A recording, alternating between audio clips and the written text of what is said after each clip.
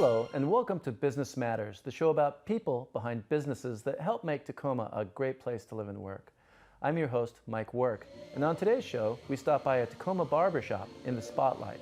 On Tacoma Means Business, Andrew Fry will offer a unique approach to starting your own business. And with me now is my guest, Nathan Mack, the owner of K Parks Auto Body. Welcome, Nathan. Well, thank you. So this auto body store has actually been there since 1941, but you're a more recent owner. A lot of continuous quality and sort of theme to the business, but tell us about it.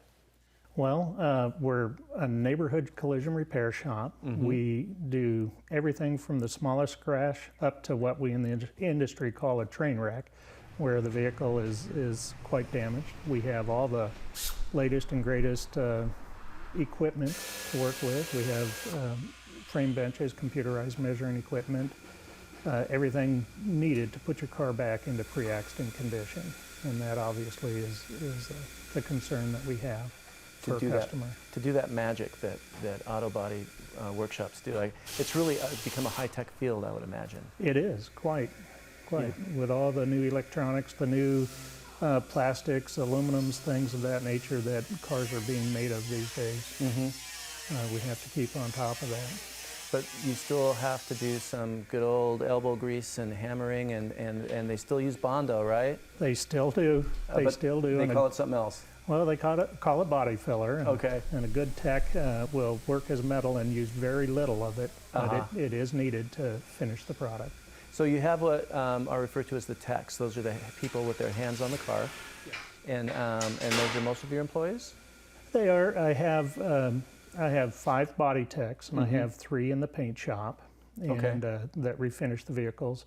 And then we have 4 in the office. We have an estimator, a parts manager, a production manager, and then a gal that helps to keep all the files together. And so that's quite an operation, and the estimating is extremely important. That person really needs to know what they're doing. They do, and the gentleman that we have, he has been with K Parks Auto Body for over 25 years. Wow. He started on the wash rack. His name's Bruce Frazier. Started mm-hmm. on the wash rack. Which means that he cleaned the cars? He cleaned the cars. Oh, wow. And then he moved into the refinish department, and mm-hmm. he was a painter.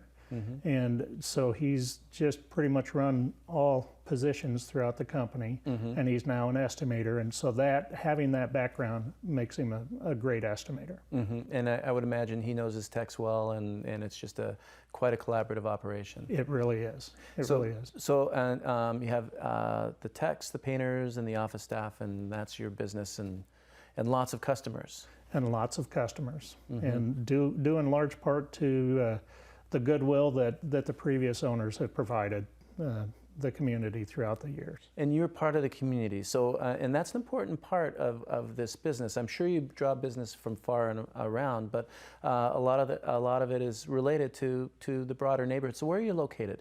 We're at 12th and Cedar. 12th and Cedar. So right there, sort of in the middle of Tacoma, mm-hmm. And it's interesting to me that your business it started in 1940. Six. Okay, it started in 1946, and it's been continuously in the same place. And the owners have all shared a similar business philosophy. Is that right?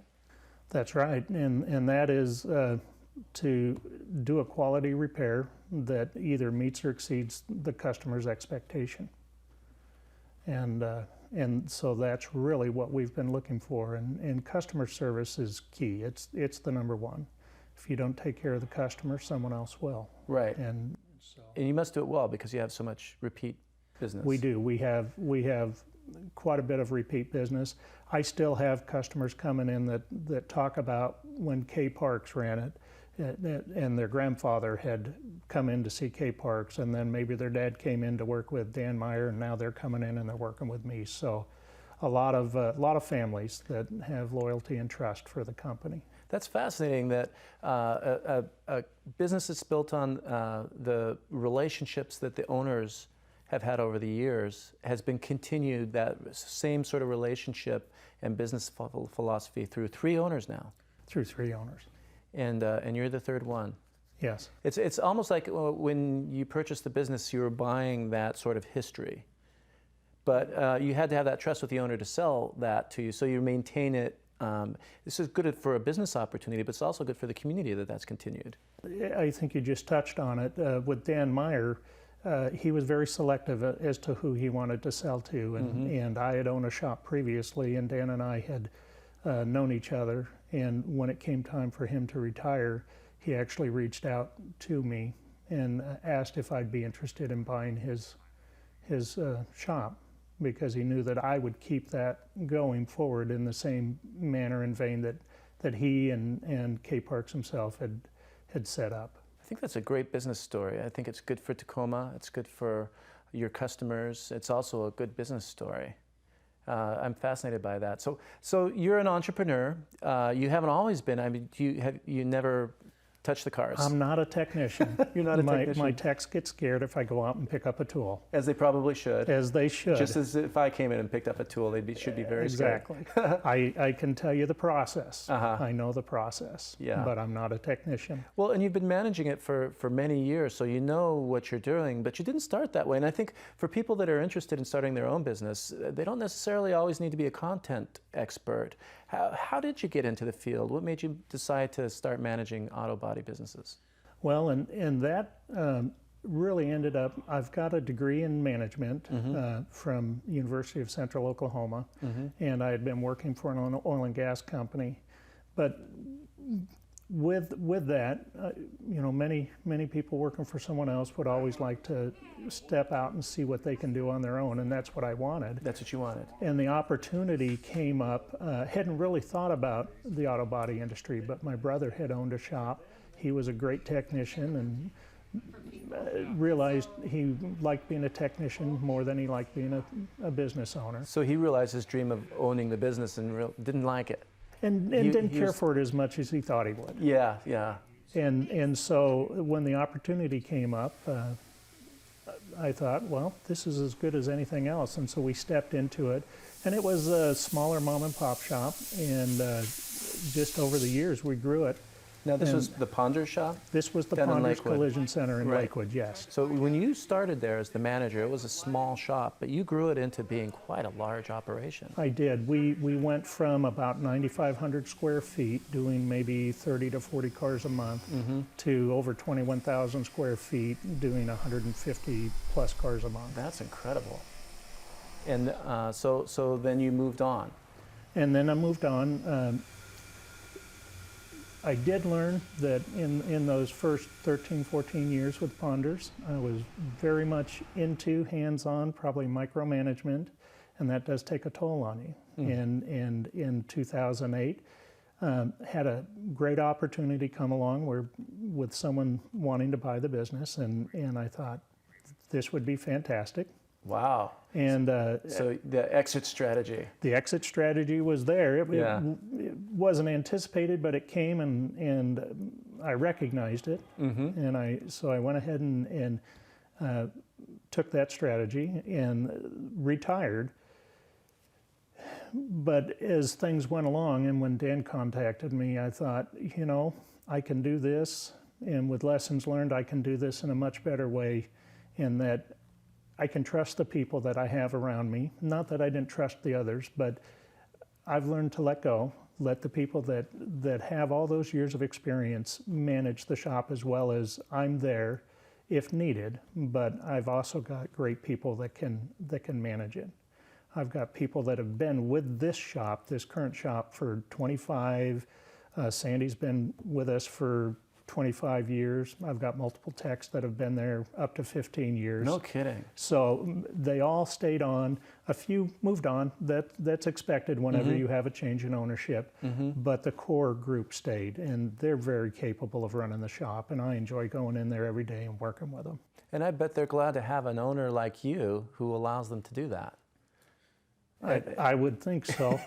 So that's from a management or entrepreneurial standpoint, I think that's a good lesson as well, that people considering getting into business or running their own can learn from, and it's interesting. Now, in between the two auto body businesses, you were in real estate.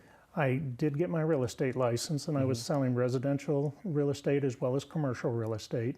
I got big into the short sale, trying to help people that were in trouble, and that was satisfying. I always liked the young couple that was buying their first home, because it's exciting to see someone get that excited about a house. And then I also, with my contacts in the automotive industry, I did help a few of my friends that were looking to buy additional shops, and so I helped that on the commercial side. So you also have that experience on the commercial side with figuring out where shops should be, buying and selling them, what's Buying and involved in selling that. and business opportunities and things like that. So I've kept that license active, and I'm not actively looking for customers in that area, but I do help friends and family. And That's great. So what do you see in the future for your auto body business? I'd like it just to grow, just to keep serving the customer base that we have. And so it's right there in the neighborhood. How far and wide do you draw customers from? Gosh, obviously just here in the core Tacoma, but we have customers that come from Vashon Island. We've got customers up on Key Peninsula. We just drove some customers home this morning that live out in Spanaway. And so we do draw from quite an area. Well, I think this has been a great story for viewers to learn from an experienced entrepreneur about how to do it right. I also think that it's great to know about such a good quality local business that cares about their customers and has this long history. Very Tacoma business type of story. Very Tacoma. Nathan, thanks for being on our show today. Thank you very much, Mike. After this break, please come back. We'll have an episode of Tacoma Means Business when Andrew Fry will talk to us about business plan competitions.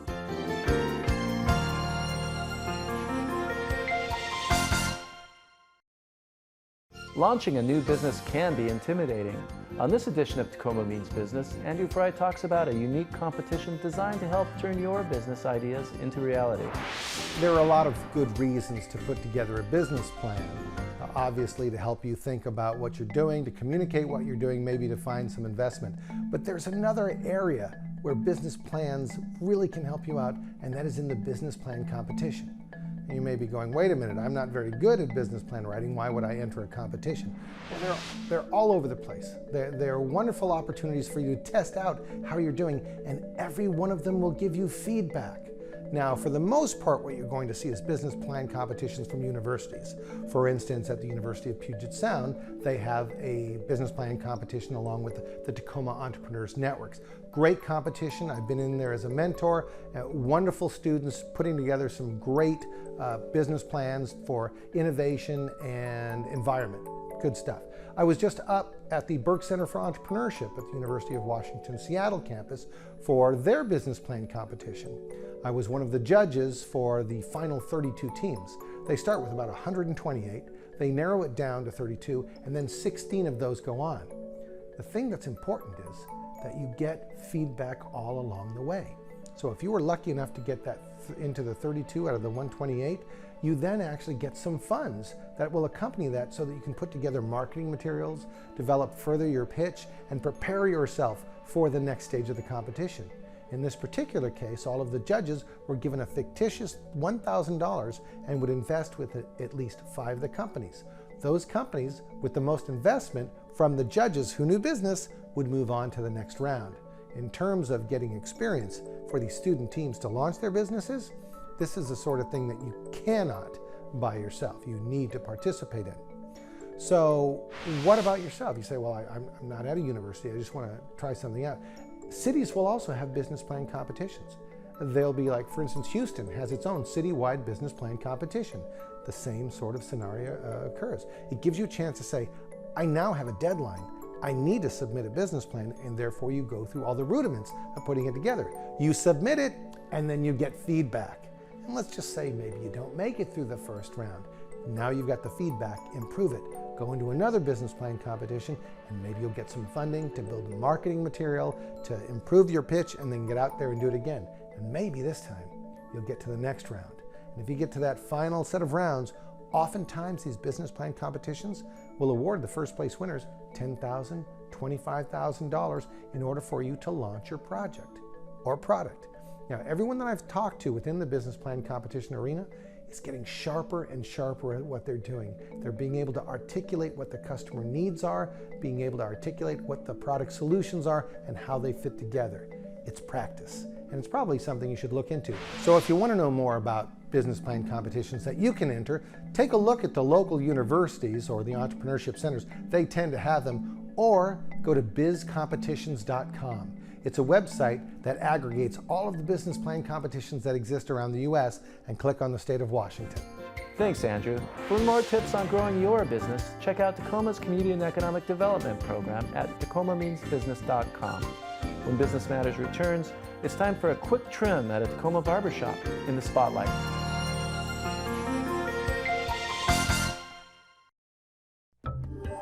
Today in the Spotlight, it's time for a shave and a haircut at Supernova Barbershop in downtown Tacoma. This is Supernova Barbershop, and I'm Donnie Hales, and this is my place. You'll find Supernova Barbershop downtown on the corner of South 7th and St. Helens Streets. Donnie Hales manages the shop, which opened its doors in 2010 and has been serving customers at a clipping pace ever since. We try to do traditional barbering and keep it to the basics. Donnie's business model is about providing traditional men's haircuts. He encourages conversation, tempered with a homey and inviting atmosphere filled with the sound of scissors, trimmers, and shavers. We do hot shaves, we do lineups with a straight razor. Donnie's quick to point out that Supernova is a barber shop with barbers who are trained to use clippers for cutting men's hair.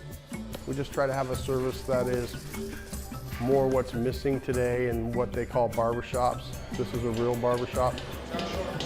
Once a customer sits in their chair, the Supernova barbers take it from there. A great haircut means something different to every customer, so all Supernova barbers are skillful at getting it right.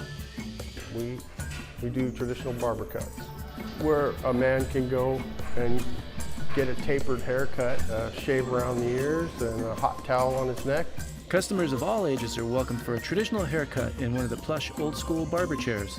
We get women in here too, but they want a traditional haircut. So it's a little bit different than your average supercuts, one blade up the side. We like to give you a nice taper and take the lines out. It is said that barbers are friendly people with scissors in their hands and years of stories under their belts. Supernova is a holdout from an earlier time when barbershops served as small civic forums where customers and barbers could discuss whatever was on their minds. We just want to try to make it the experience here, fun. And if a picture says 1,000 words, consider what a deer head, giant mustache, or a rock and roll poster say about Supernova's barbers. The rock and roll posters or the skateboards or the haircuts that we like, to hunting. Everybody's personality is on the walls, and so, we just try to give a personal service, and that's our deal. Donnie easily walks the talk of a barber. He's part of the barbershop team, cutting hair and lathering up customers along with the rest. Donnie says he strives on keeping the price point customer-friendly, and turnaround time is about a half hour. We try to have a reasonably priced haircut in 30 minutes with all the bells and whistles, including the shave around the ears, the hot towel, the lather, everything. Supernova's customer base is as local as their barbers. Our clients are cool, so that's what ends up happening. The people that end up coming in here are super awesome, and so we have this great relationship. We are booked every day. I also think a lot of people know the value of a good haircut and the value of a dollar. The staffing of Supernova works the same way as for most barbershops. It is a relationship where licensed barbers are more or less independent contractors who rent their chairs from the shop owner. There's 4 of us right now, including myself, and none of them are employees, really. They rent their stations, they're their own bosses. The red, blue, and white striped pole outside the shop is more than a decoration. For Donnie and the barbers at Supernova, it's a symbol that indicates they're focused on traditional haircut services. They all went to barber school and had training on a straight razor. So, they're fun, they're exciting, they're happy people. Otherwise, they end up not working out here. So everybody has an investment, which is just like the walls, the personality. They're invested here, and just as much as I am. Donnie could set up shop just about anywhere there are men with hair in the South Sound. His reasons for anchoring Supernova Barbershop in Tacoma are as strong as his passion for the business. I like that it's a working class town. I know everybody. I go out to places and I know the waitresses, I know the people who work there, I know the people who eat there. And it's just you know, we like to think we're a city, but we're like a small town. So I love Tacoma. That's it for Business Matters. Join me next time for more insight into the Tacoma business scene. See you then.